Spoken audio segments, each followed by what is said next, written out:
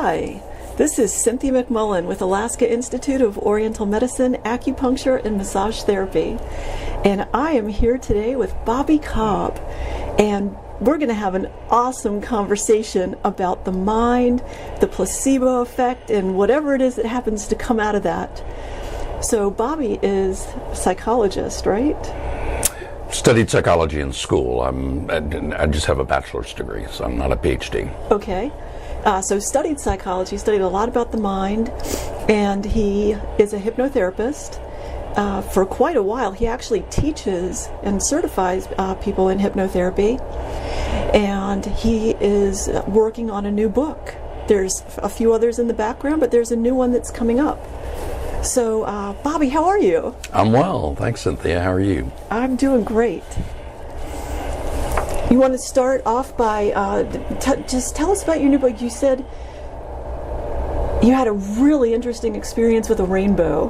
Mm-hmm. Yeah, the new book I tentatively have titled Chasing Rainbows, which is really about the struggle that a lot of people find themselves in, where the way that I described it is we get lost in the illusion that life happens to us rather than flows through us.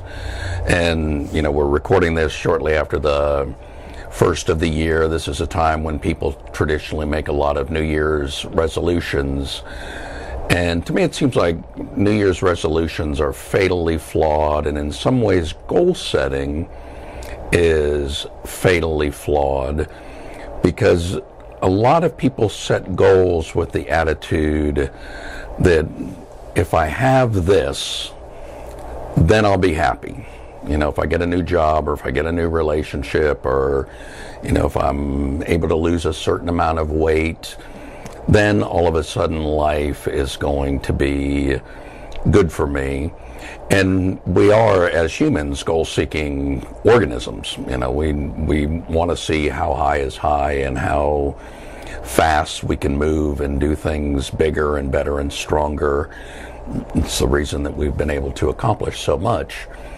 But we tend to move the goalposts, that once we hit a goal, we almost immediately start trying to get to whatever the next goal is going to be. We want to do it bigger, better, stronger, faster. Whereas the answer for really everybody is inside of us. And really that's the focus of the new book. Getting to this, our center of authenticity, our true source of not only joy and happiness and bliss, but really to a large degree the source of our dissatisfaction and frustration and everything else. That really is all coming from inside of us, at least the way that I see it. Yeah, well, I guess you reach a goal and you're happy for a moment because you got it, but you're still you reaching the goal. So if you don't change your state, it's just the same old, maybe angry or upset or sad you with the goal. Yeah. I think it's more about finding the joy that is already inside of us, and both in the hypnosis and hypnotherapy that I do, as well as the individual coaching, I take more of an approach of being fiercely reductive, getting the things out of our way that are keeping us from experiencing the joy that's naturally inside of us, and recognizing, you know, there's nothing wrong with driving a new car or losing weight, looking better in a swimsuit or whatever, but that's not going to be the center of our joy. And in fact, when you are in the moment and living a life that's on purpose and by design, moving toward those things tends to be a lot more joyful along the way, rather than constantly chasing the goal. And, you know, a lot of people look at life that if I have certain things, then I'll be happy happy, fulfilled, whatever the good outcome is, and I'll be able to do a lot more of the things that I want. And my feeling is we need to flip that around and realize that when we are in touch with our center of authenticity, and when we can simply be happy, then we can go out and do the things that we want to do more purposefully, by design, and do it with the end state energy that's going to take us to where it is that we want to go more effortlessly, and then we can have whatever we want. We can still have a lot of the good things in life. I like, a nice meal, and I like driving a nice car as much as anybody else, but we don't need to necessarily connect that to, that's not the cause of our happiness. It's more a symptom of it. Yeah, so I'm going to ask a question that I hear a lot, and people will ask, so how do you just be happy? How is that even possible? Now, I believe it is, and I know you do too. Yeah. But what would you say to somebody who was so miserable or down in life that they couldn't even find that state in themselves? Yeah. Well, somebody who's really down like that, it begins with a conversation of how they're experiencing the world. And we see this just in any conversation that you have with somebody. If you run into an acquaintance that you haven't seen in a while, and that person seems particularly up or particularly down, and you happen to comment on that just to say, wow, you really look bright. You look like something just must be going really good.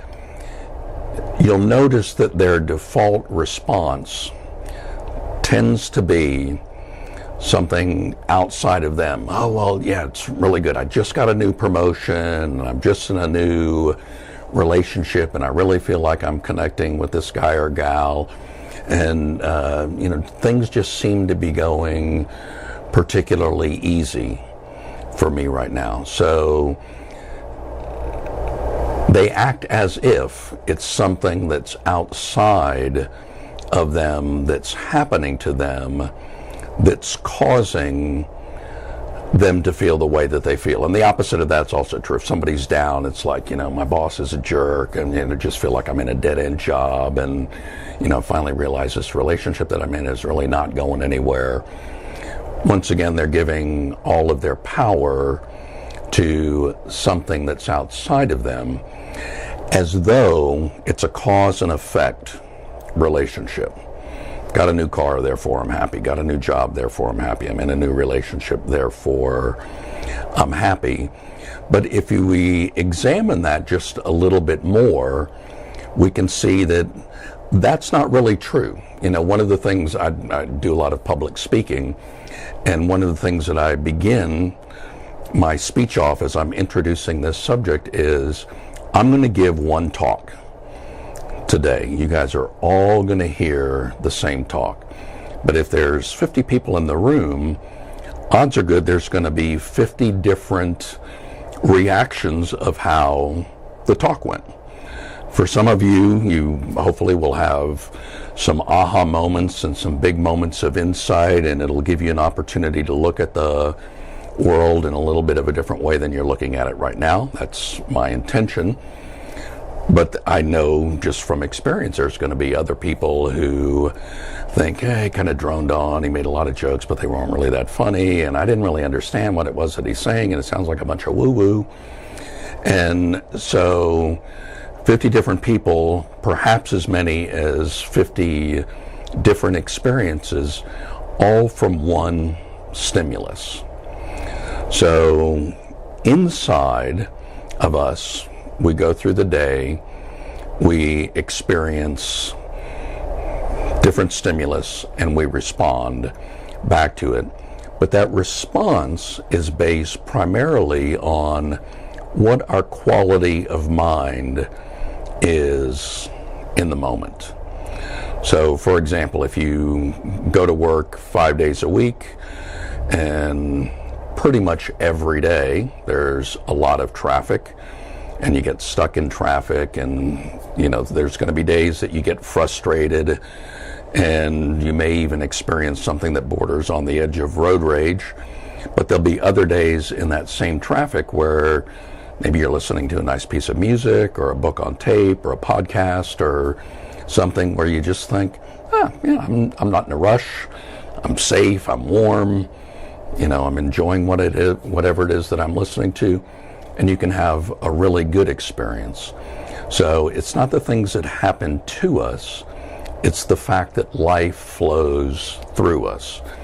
And one of the keys to beginning to understand that is just realizing that we're a closed loop, and that at any given moment in time, the feeling that we're experiencing is telling us a lot more about our internal quality of mind and our state, and that we're really just living in the feeling of our thinking in the moment. If we're having wonderful thoughts, in the case of listening to the music or the podcast, we tend to have a wonderful experience. If we're angry and experiencing the road rage, then we tend to have not such a great experience. But it tells us a lot more of what's going on inside of us than it is about our surroundings. So in the Chinese medicine, we work a lot with the emotions. And I don't know, a while back I started playing around with them in myself a lot. And one of the kind of experiments that I like to do is, no matter what I'm feeling, and especially if I'm stressed out, well, can I be happy? How do I do that? I just want to be happy right now, even though I'm stressed out. It doesn't change the situation at all, but it's almost like a game. How fast can I get happy regardless of what it is that's going on? And what's the process that you go through to make that shift? First, I have an awareness of how I'm feeling, and I have to know, I'm feeling really stressed out or frustrated. I don't like feeling this way. I don't want to drag this on, because I love to be happy. And then I just do. So it's just okay. So maybe I think something on the lines of, and I think it is probably, I've never really thought it through like that before, but maybe going to my authentic self. Wow, I'm a spirit in this body right here. This is what I'm doing. And so it's exciting, it's fun. Or Ram Dass calls it our spacesuit. So I'm in a spacesuit right now, and I'm feeling frustrated. Wow. But I want to be happy in it, and I want to see, can I change that in myself? How easily? And if not, why not? Yeah. Well, one of the exercises that I get people to do when I first begin working with them is to set a little timer on their phone. People that are listening to the podcast can do this. It's a really interesting exercise to do.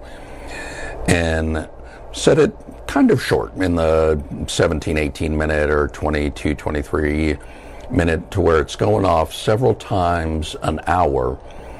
And just notice on a subjective scale that you're just making up in your head, but I use a scale from 1 to 99, where 99 is pure bliss. You just feel like you're experiencing heaven on earth, and 1 is you want to curl up in a fetal position in the corner and turn the lights out and go into a sugar coma and hope you wake up in a couple of weeks and you just feel a lot better. And everywhere in between. And just as that alarm goes off, whatever you've set it for, just take a quick second and really fully scan your body and notice, where do I feel right now? So on this scale, the way that I teach it is 50's neutral. You're not feeling particularly good or bad. You're just, you're kind of doing whatever it is that you're doing.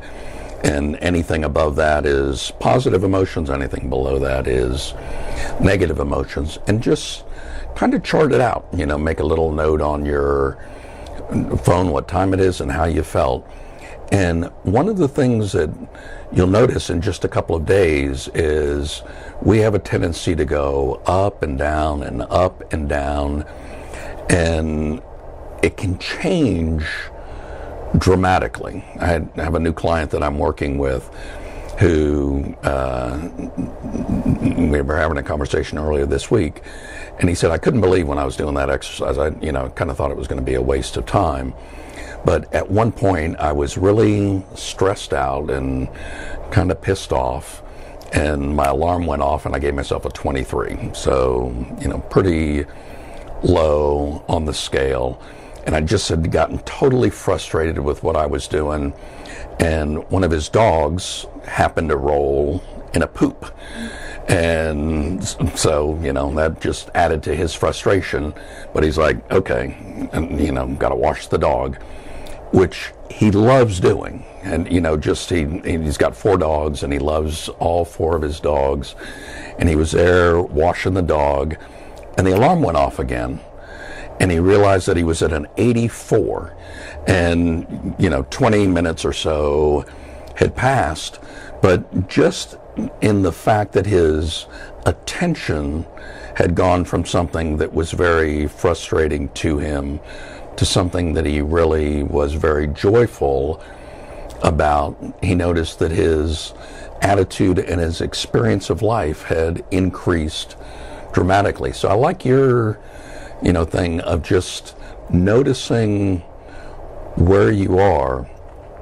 And if we realize that our experience is largely determined based on our quality of mind in the moment, the quality of our thinking, which controls the prism that we're looking at the world through. And it seems like the world and our eyes are recorders of everything that's going on around us. But I think a better analogy is that they're projectors, that we tend to look at the world based on how we are, not based on how the world is.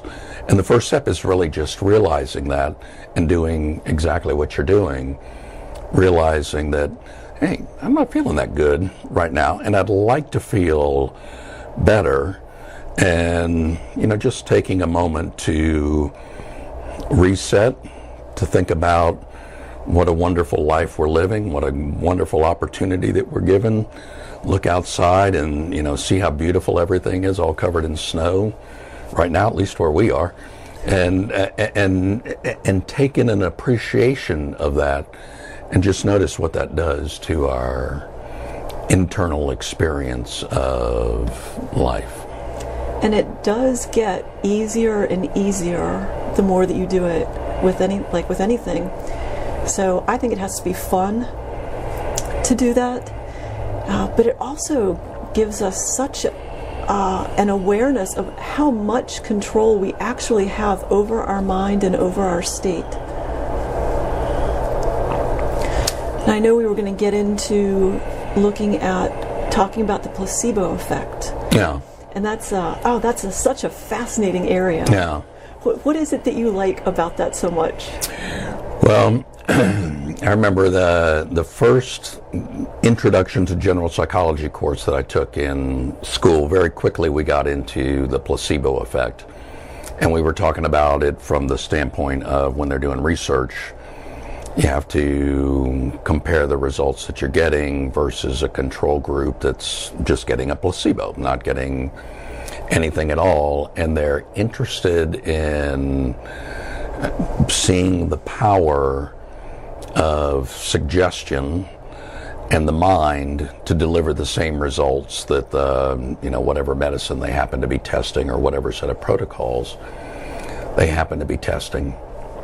And I remember just in that very first psychology class, because of the fact that they were saying you have to zero this out and get rid of it to see if the medicine's actually giving you any type of result, I'm thinking, why in the world would you want to zero this out why wouldn't we want to study that to find out how do we maximize that? And of course they were doing that. They just weren't doing it in introductory to psychology, introduction to general psychology. And that's really one of the things that led me to hypnosis. The power of the mind to be able to influence our experience, for us to be able to go in and rewire things that are not wired in the way that we want them to be currently, so that we can, be able to have the experience that we want. And, it's a fascinating subject. There's stories now in different books that people have written about the placebo effect, that they say that the drug companies are actually giving people suggestibility tests up front to see if they even want those people to be part of the control group. And if they're too suggestible, if they score too high on that scale, they want to move them out, because they want to select for people who are, in their hopes, a little bit less suggestible, so that'll give the efficacy of the drug that they're testing, a little bit of a higher result. So it's just it's a wonderful example of just how powerful our mind is and the things that we can achieve, again, when we're using it on purpose and by design, as opposed to accidentally and haphazardly. Most people don't give a whole lot of thought to what it is that they're thinking. We don't live as contemplative and as examined of a life as we could in a lot of cases. And, there are people, probably your audience tends to be more into this type of thing than the general population is. But I think really everybody could benefit from it. Yeah, I think it's fascinating, the stigma that it has about it. And I know in the media, a lot of times it's called the dummy pill instead of placebo. And done very intentionally, using language like that. And there's a sense that people are really very gullible rather than powerful. Right. For falling for it instead of for being motivated to have access to that part of your mind. Right. Well, that's, as you know, being a hypnotist as well, that's one of the things that we often have to battle against as misconceptions about hypnosis. One of the things that I tell people when I first start to work with them is, well, two things. One is we're going in and out of trance all day, every day. If you've ever read a good book and got lost in that book and have somebody come in the room and say, Cynthia, and you're like, oh, that's a trance. Or you get lost in a movie, or if we're driving and listening to a nice piece of music or something, you can get into a driving trance. Almost everybody that walks into an elevator gets into the elevator trance. They're having a conversation, they walk in the elevator, they stop talking, they turn and look at the numbers and ride up, and doors open, they get out and they pick up right where they left off. So we're in and out of trance all day, every day,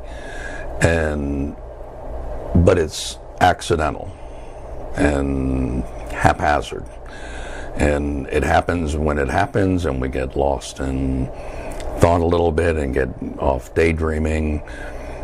Hypnosis is using that same ability on purpose and by design, with a very specific goal in mind.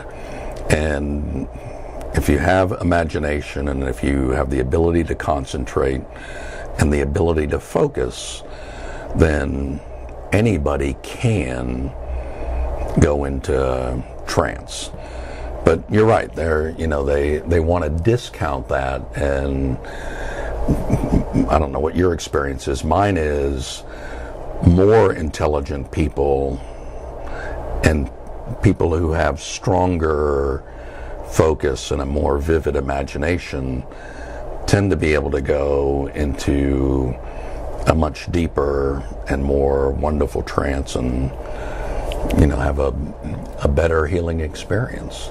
It's, the folks that can't concentrate so much and don't have imagination. It's not the weak-minded people that are better trance subjects in my experience. It's the strong-minded people and the smarter people and the more intelligent people. There seems to be a correlation with their ability to go in. So we're going to get the weak-minded population out there doing our drug trials. Pardon me. Yeah, that'll be fun. Yeah. But, following Dr. Joe Dispenza's work on placebo effect is one of the things that's tangent of that fed my interest in hypnosis also.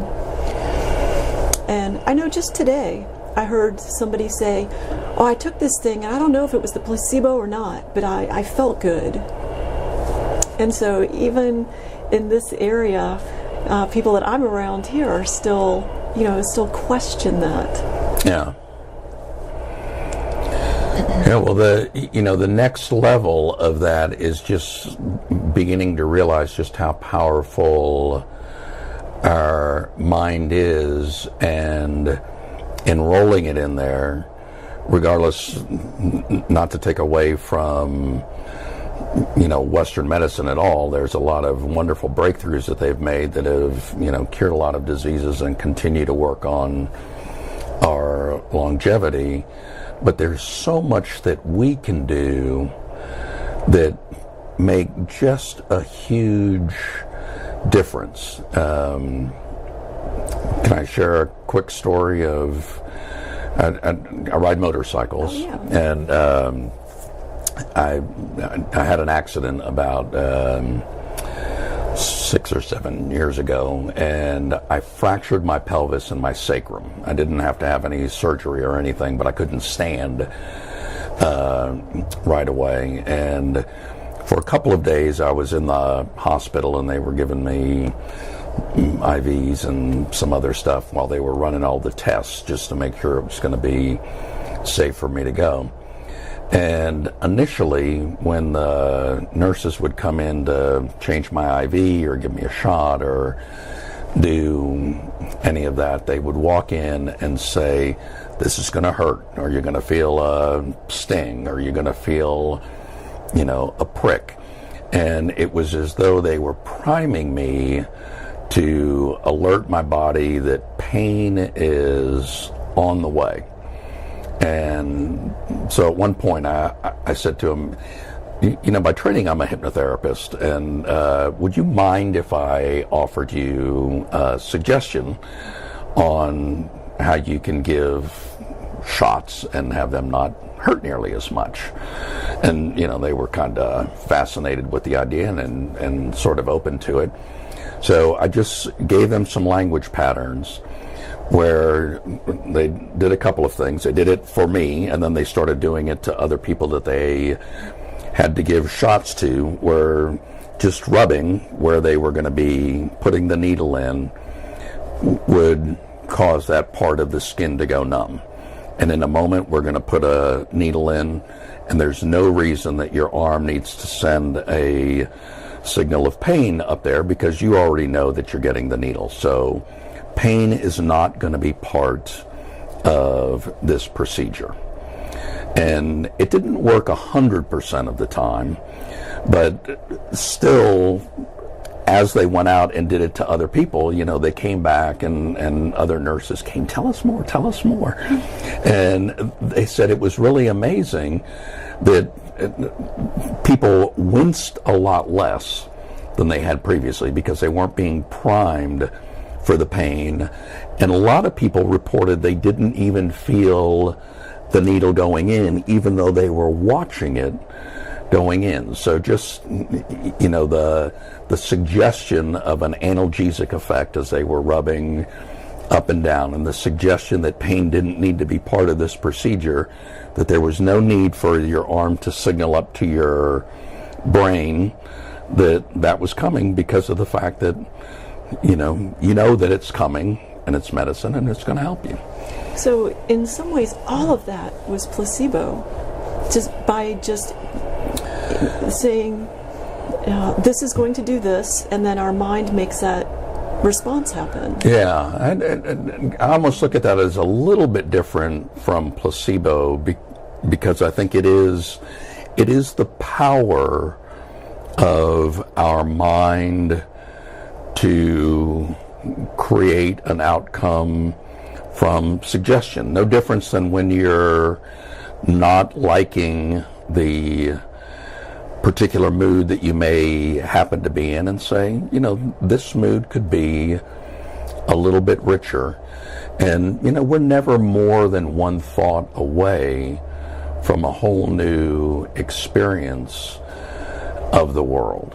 And, we're working with our subconscious mind and our conscious mind, which have very different ways of communicating, and they don't always speak necessarily the same language as one another. Our conscious mind is very linguistically structured, very logical, recognizes patterns and can analyze formulas and learn stuff, whereas our subconscious mind is much more emotional, pictures, images, and senses about certain things.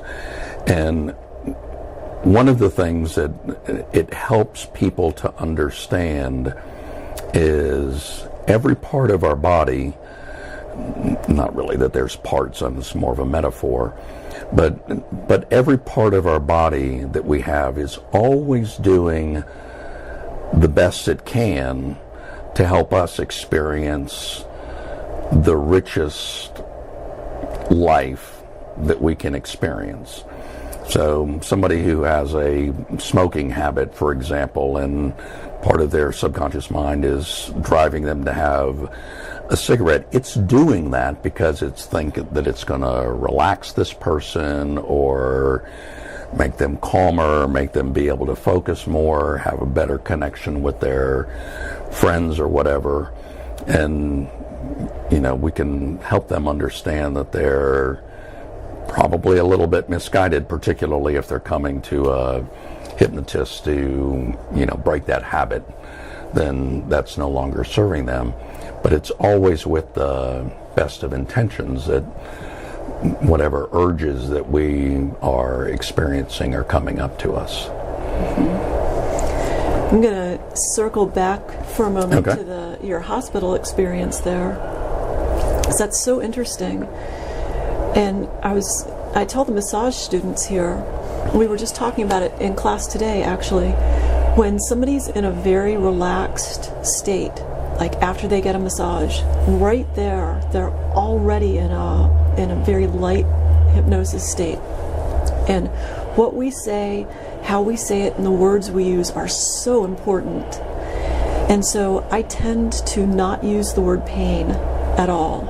If somebody came in and they said, oh, my shoulder's in so much pain and I need this massage, at the end of the massage when they're relaxed, I'll ask them about their comfort level and how comfortable are you now. And I will say whatever I say, I'm very aware that they're in that relaxed state and that anything will have or can have an effect on them after. And so if I bring up how's the pain, they immediately focus. Go right to pain, go right back to the pain. So yeah, fascinating with your pain story. Yeah. And the wonderful thing for a massage therapist or really any type of a healer is the context of the treatment room is really kind of it's a naturally hypnotic state. They're coming to see you to get a problem taken care of. You immediately begin to offer them suggestions, get comfortable, take your clothes off to the degree that you're comfortable doing that, lay face down on the table to begin with, and I'll be back in a minute. Well, that's a series of suggestions that you're offering to them that they could either accept or not. And as you're going through the treatment, there is an opportunity there for people who don't mind having a conversation going on to tie some of the stuff that you're doing together with some really powerful and positive suggestions, even just like as you're doing body work and feeling a big release, just making the suggestion, oh God, that was good, did you feel that? And odds are good they're going to say yes, because probably they did, and say, good for you to realize that as you release one part of your body, you can just allow yourself to go deeper and become even more relaxed, which will allow my work to be, even more effective or powerful or profound or whatever language that you want to use. But it is really important to recognize the language that we use is going to have a dramatic impact on the experience of the people that we're working with and on. Yeah. So to say to somebody in a relaxed state, oh, your body's doing exactly what it's supposed to do. Good job. Yeah. As opposed to, wow, you really have a lot of stress and tension going on, don't you? I've never felt somebody's back so tight before. Yeah. Because we leave, and then that's what's running around in the back of our mind for the rest of the day. Yeah, and there's so much, getting to our authentic self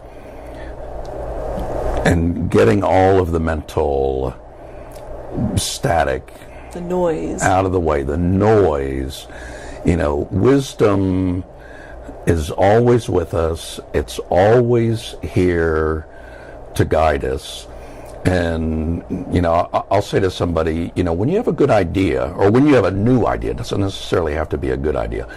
When you have a new idea, if you've been working on a problem and all of a sudden something pops into your mind, how do you know if it's a good idea or a bad idea? I'm asking. For me? Yeah. Oh, I get that a lot. And there's an excitement that happens with it. I call it receiving it. Yeah. I received something, and it feels good in my heart. It feels good in my body. I don't have to think about it. I don't have to rationalize whether or not it's a good idea. I just know. You just know. That's right. And when do those ideas typically come to you? Those aha moments, those flashes of insight? Usually in the shower. It's actually one of the most common answers that I get back. So think about what's going on there. Maybe we've had this vexing problem that we've been working on, and it's like the more we think about it, the more the mental static just kind of starts to quake, and then all of a sudden we think about something else and we get into a routine. We're doing our shower, or brushing our teeth, or walking the dogs, or cooking, or doing the dishes, or out in a walk in nature where our mind is nice and relaxed. And for the vast majority of people, those tend to be the moments when insight comes and our aha moments come. It's when our mental static is quieted down enough that we can hear the wisdom whispering to us about, hey, here's a way of looking at this, Cynthia, that you may not have thought about. And we take that idea and we can just do a little ecology check. You said, I feel it in my heart. I know it's the right thing to do. And that's typically when we have a new idea, that's kind of the process that everybody goes through. Sometimes we dismiss them and it's like, no, that'll never work. Same thing. We know that immediately. Or it is that moment of insight, that bit of intuition, that aha moment that comes along, that we just feel, wow, there it is. And we don't really need to give any thought to it at all. It's just inside of us, and it's that internal guidance system that tells us what we need to experience, where we need to go. And it's allowing us to free up our intention and our attention and use them in a more deliberate way. And what you're talking about with the language that we use and where we're directing our clients' attention, if we're directing it back to the pain, then that's where their mind's going to go. If we're directing it to the wellness and to the comfort and to the level of relaxation that they're experiencing, that's where it'll go as well. And those can create two very different experiences of similar sensations because of where our focus is going to go. So what do you think about using hypnosis to help somebody find that state in themselves, or bring that out, have it become easier for them to access? The state of knowing when you're receiving a new idea, that state of... Because I think a lot of people might say, wow, that sounds really nice on paper, but how do I do that? Yeah, well, hypnosis is a wonderful tool for that, because one of the things that typically happens in trance is your mind does get quiet. You know, one of the very first things that we do is after the induction we start deepening, and the whole purpose of the deepening is really to quiet the mind and prepare it for the work that we're going to be doing, and getting the person to be in a quiet and peaceful enough place that they can see things from several different angles and different perspectives, and create that position where there's insight for that. But one of the things that I also like to do every time that I'm working with somebody is teach them to realize when their mind is getting amped up and they're not in a position to make good decisions and they're not in a very resourceful state, and then be able to reset that. And there's so many easy things that you can do. We talked before we got on the podcast about the fact that we both meditate. You know, that's a wonderful way to reset and calm your mind. But for a lot of people, it's as simple as just taking a few deep breaths.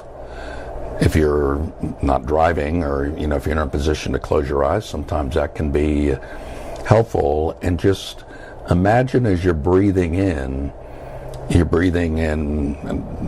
oxygen and fuel for your brain and fuel for every cell in your body. And as you breathe out, you're getting rid of toxins and poisons and the stress of your day, your week, your month, your year, and just letting that all flow out. And if you just get into that habit of doing a few breaths like that and just focusing your attention on your breath, that can be enough to reset you, calm your mind down, and bring a heightened state of mental clarity into whatever it that you're doing. And, now, it just changes your perception. That heightened sense of clarity. What would happen if we started to live in that more and more? And is that part of what you call our authentic self? Yeah, it is. And I think of that as, I call it consciousness. And did you see The Matrix, the movie The Matrix? Oh, yeah. Seems like everybody has these days. So in the Matrix, Neo and all of the other people are in those pods, and they're being used by the machines as batteries. But one thing that he still had going on was full consciousness. He was living in the Matrix, he was living in an illusion, but he was having real life conscious awareness. And you can imagine all kinds of science fiction type stuff, that we may be in an illusion, in a projection, in somebody's dream. But one thing that you can't deny is we do have consciousness.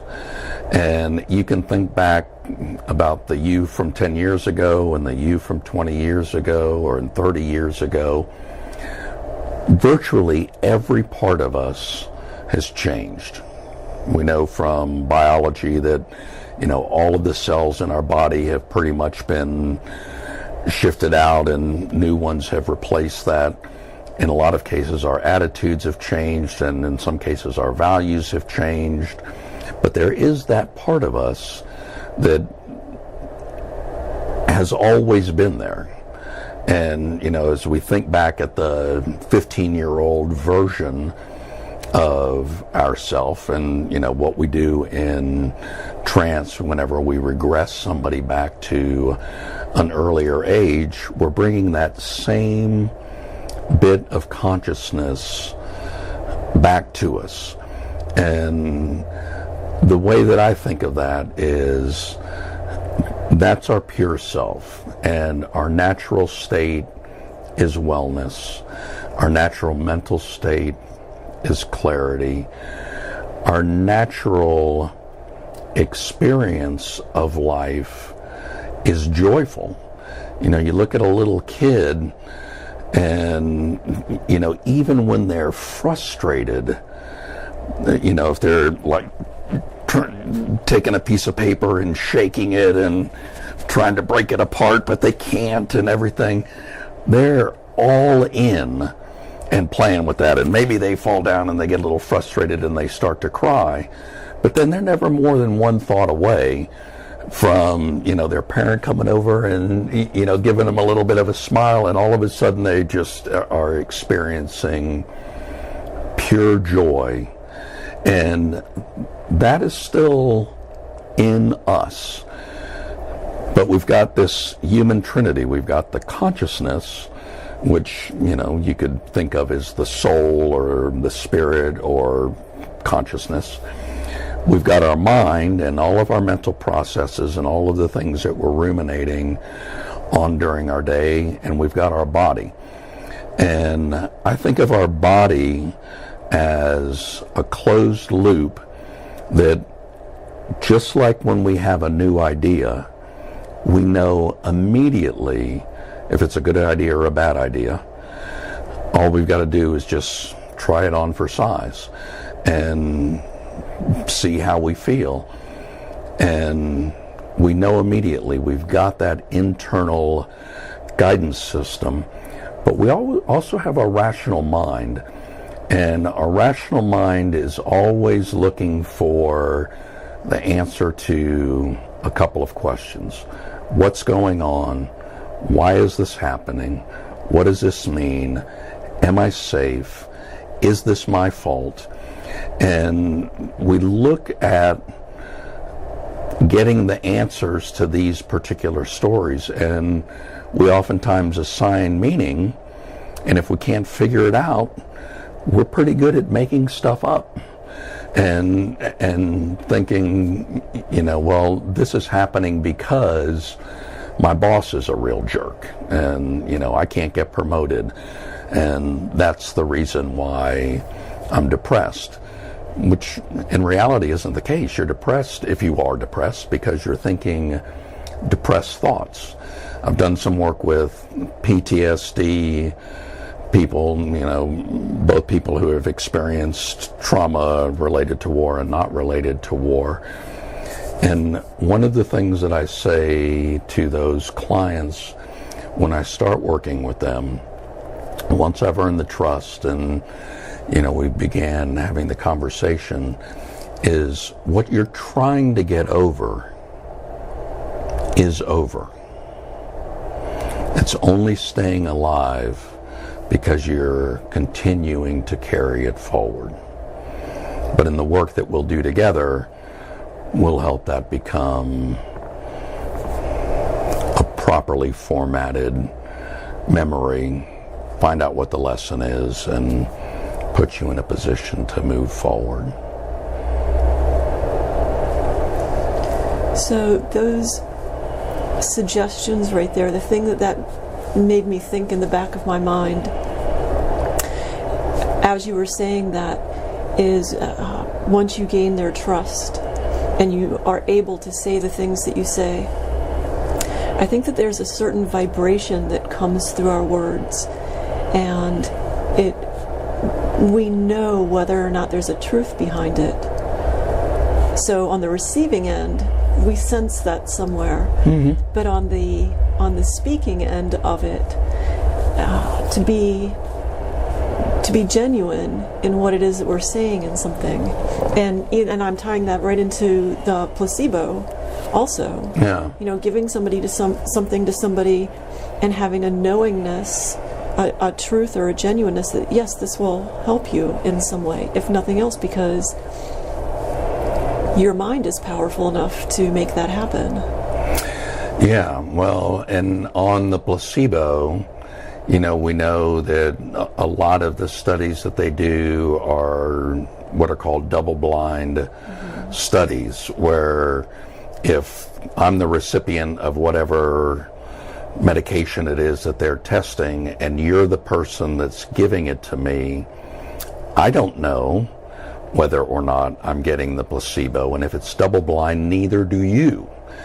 And the reason that they do those double-blind studies is because we are so good at other than conscious types of communication that there is a fear that if you know that you're giving me the sugar pill instead of the actual medicine, that you'll somehow leak that out to me, even though, you know, your training would tell you, don't say it, don't give them any idea, don't let them know in any way. There could likely be a strong enough connection between the two of us that, you know, the patient would just kind of pick up on the fact. So, and you know, that's one of the things that when we teach hypnotherapy and hypnosis is to recognize and really honor the fact that one of the most, and you know, it's true of massage therapy, it's true of Oriental medicine, it's true of traditional Western medicine, it's true of a manager speaking to an employee. One of the most important parts of the whole interaction is the human connection that you've got between two people. And if that connection is there, then the communication can be a lot more elegant and a lot more effective, and the suggestion is much likelier to be well received because there's a certain level of trust and rapport and everything else that's going on. You know, it's kind of I don't really watch the news ever if I can help it, and you got to watch some just to stay informed, but you know, we seem to be reaching a point where just identifying with a certain group is enough to break almost all communication and all rapport within two people, that they're, you know, sometimes the very first thing that they are saying to one another is shouting and filled with vitriol, and you know, just it's the opposite of two people having a deep, personal, intimate type of connection where something can get done. I remember somebody that I worked with when I had very first started, and I had read over some scripts that had to do with their issue to try and prep myself. What am I going to do here in this session? And nothing that I had read I wasn't connecting with them at all. And it wasn't, I finally just put down the paper and just felt the person and just let everything come from that heart connection, from that person-to-person connection. And everything flowed just beautifully. Yeah. I think in all interaction, and it's something that is easy to do. I mean, even, checking out at Fred Meyer's or whatever, here's that person that's all day long just scanning stuff, and, they've got the things that they kind of habitually say. Did you find everything okay? Was it a good experience? How's your day today? And they may or may not be listening to the answer. And it can be a fun little experiment to just break them of their habitual patterns and just practice making a deep connection with that person, even if it's just for that moment. And one of my favorite ways to do it is, if they ask, how are you doing? How's your day going so far? Did you find everything okay? Is just to say, are you just asking reflexively, or are you really interested in knowing? And that's just enough different from what they're used to hearing that, you get the little shake of the head, what was that? And now all of a sudden, you've got their attention, and then, just as an experiment and as one human being to another, that connection that you had with your client, what you put the script down that says, I'm here for you, I care about you, I'm going to do everything within my power to help you get the outcome that you're looking for. To me, that connects our hearts together, our minds together. It's seductive's not really the right word, but it's compelling that, the undivided attention of another human being is and can be really disarming and melt an awful lot of the walls that we tend to put up. The meeting of the authentic self. Yeah. It's, in yoga they say namaste a lot, and a lot of people have kind of adopted that as just a nice little greeting.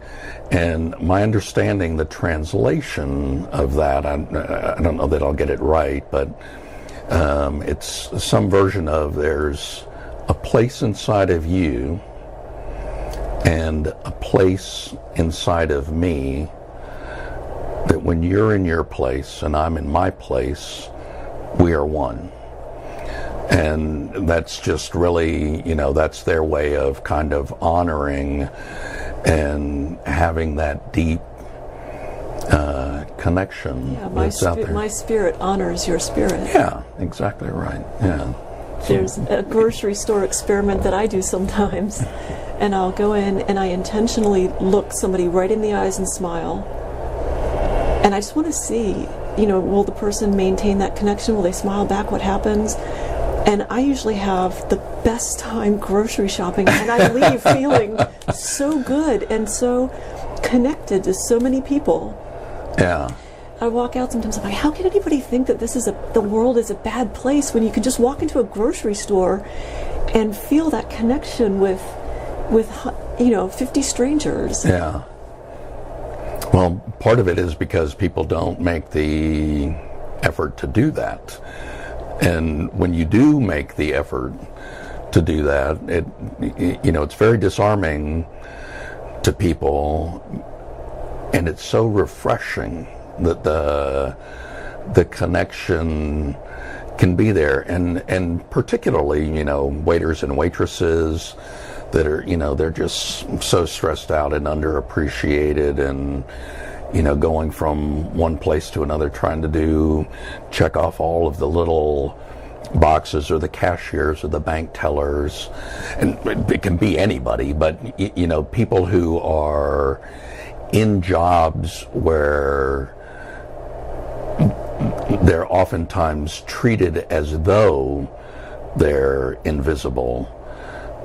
Those are interesting kind of play subjects to be able to make that connection to, because it's such a stark contrast to, they may have 100 interactions with people that are going through a busy grocery store in a day, and the vast majority of them, there's little to no conversation or connection going on, just beyond the very, very surface level polite interaction that needs to go on. So when somebody comes along, like one of us or one of your listeners, that's like, all right, we're going to play here and we're going to connect, and let's just let my spirit honor your spirit. It is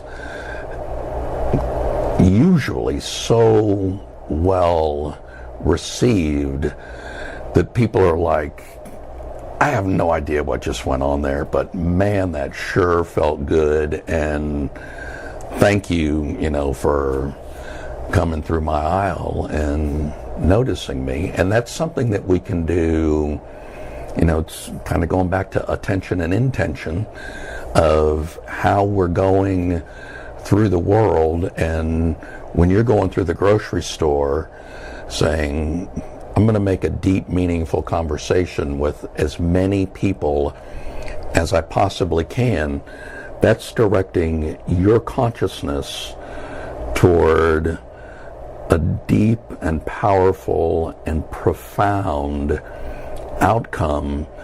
And, if we go back to that idea that we're not so much a recorder, we're a projector, what you end up projecting is so much more positive to the experience that you're having with everybody that you interact with, that it can't help but raise your mood. And it's something that's there and free and innate in each and every one of us. So I think it's particularly anybody that's in the healing arts, because, whether it's hypnosis or hypnotherapy or massage or oriental medicine or acupuncture, any of those things are such intimate interactions to begin with, and it's, people feel so vulnerable. So to be able to feel that powerful and profound connection is just going to put them in so much better of a mental state to be able to move forward and open them up to, such better suggestion and better frames of mind. I just had a memory pop into my head where I used to live in Florida. On the street that I lived on, there was one lady that was kind of at the end of this cul-de-sac who was well known for being just a miserable person. It just seemed like she woke up in a bad mood and she stayed in a bad mood. She didn't have any children and she didn't like children, and kids would be out playing and she'd come out and yell at them, and if they got on her lawn, she would want to get them off. If anybody was walking a dog and they allowed the dog to pee in her yard, she'd come storming out and be screaming at them, and just kind of not the person that you really want to be hanging out with. And I'd lived next to her probably for 7 or 8 years, and I suddenly began to notice that she just seemed a little bit brighter and a lot more open and a lot more friendly. And I walked my dog, kept my dog off of her lawn, but she came out and, made a nice comment about, you're always out walking your dog and you seem so happy. And, we had a real nice conversation. And then we had a couple more nice conversations. And I'm like, this is kind of weird. What's going on with this lady? So I asked her, and she said, well, I've been diagnosed with pancreatic cancer and I've been told I've got 6 months to live. And I'm like, well, sorry to hear that. It's not the news that normally puts people in a over-the-top good mood. And she goes, it just occurred to me, I've been miserable most of the last 20 years, and that's not the way that I want to go out. And God may not want me to be on the planet for much longer, but I'm going to just take as big of a bite out of life in the 6 months or so that I have remaining. And, I think she lived about another 9 months before she eventually passed away, but she had made a, pretty strong connection with people. And, here's something where it's like kind of a death sentence, but for this particular woman, it was like turning over a new leaf and going to make the rest of my life the best of my life. And it was a whole new attitude for her. So, just kind of the way that we perceive the world has an awful lot to do with how we experience the world. Our intention. Yeah. Our intention that we be a source for good and spread good mood to the degree that we have the ability to do that, and our attention of where we're going and noticing what's going on in us. And if we're not getting the result or we're not having the feeling that we want at a given moment in time, recognizing that we're never more than one thought away from a whole new attitude, a whole new outlook, and a whole new way of going through the world. And even like if an earthquake were to happen, I went through my first one November the 30th. That was the first one I had ever experienced. It was a pretty big one. Doozy for a first yeah. one. Yeah. And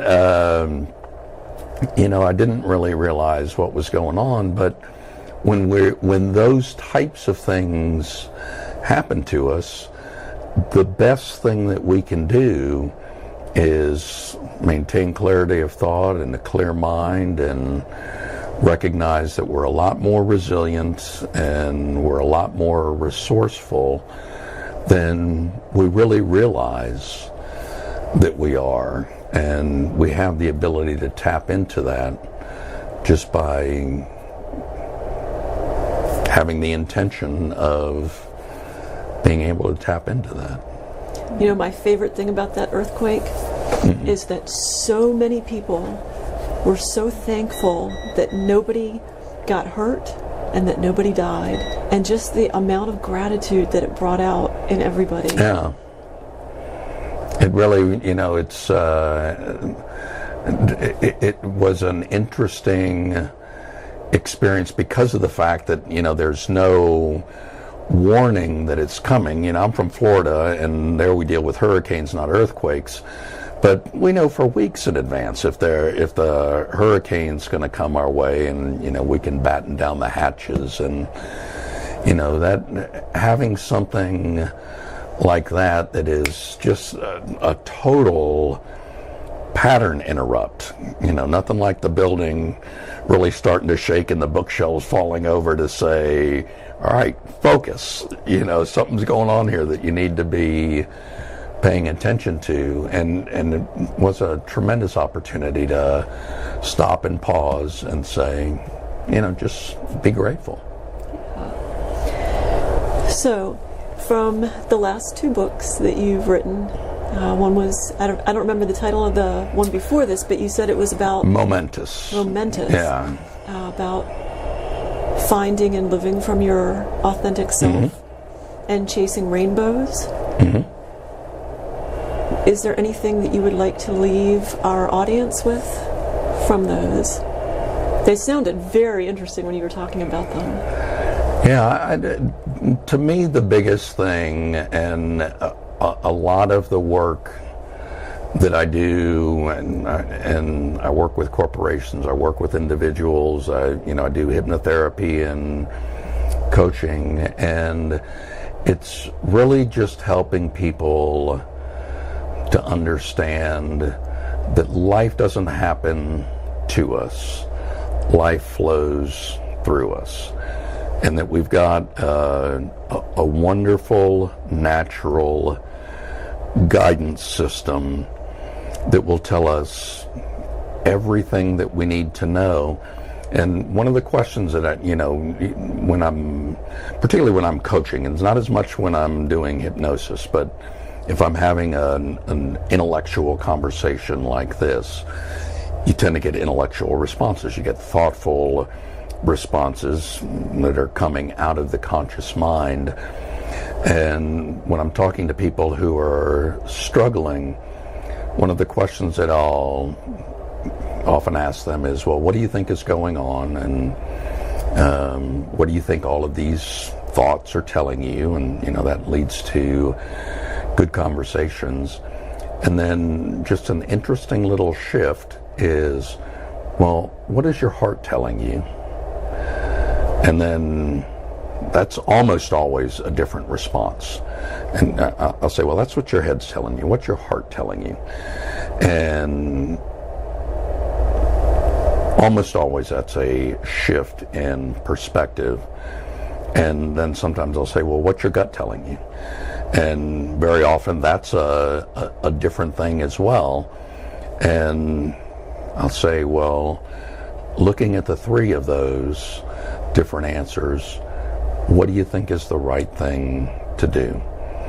And that's very often enough of a shift of getting people out of their head and into their heart, where their true wisdom lies. Just as we know, when that new idea comes, we can either dismiss it or adopt it, and it normally just takes a few seconds to know right away whether or not that's a good next move or not. If we're quiet enough, and when we've got the mental clarity, and when the mental static has calmed down, that wisdom is always there, and it's always inside of us. So if we're stuck, oftentimes just sometimes sitting and thinking and say, okay, what's the next best move here? Sometimes maybe going on a walk or doing something different to give your mind an opportunity to settle down, or sometimes just doing something, and start to take any action that you can and listen for the wisdom to show up and let you know if this is the right thing for you to be doing right now. And just like the GPS in the car, if you're sitting and going the exact opposite direction of where you should be going, it's going to have the little blue highlighted route there, and you're going to be going in the wrong direction, and you'll say, oh, okay, need to go back here and get to the assigned route. And getting to the point where you're recognizing that you've got this wisdom inside of you and that you've got access to it all the time, and it's always whispering what's the next best move. And it's really about trusting your heart and trusting your gut. And once you get that guidance, then using your head to figure out how to get to where it is that you want to go from wherever it is that you are right now. Sounds like a plan. All right, so I'm going to post a link that has your contact information on it. Okay. And thank you for a great conversation. Oh, thank you for having me. Yeah. I enjoyed it very much. All right. Let's have a good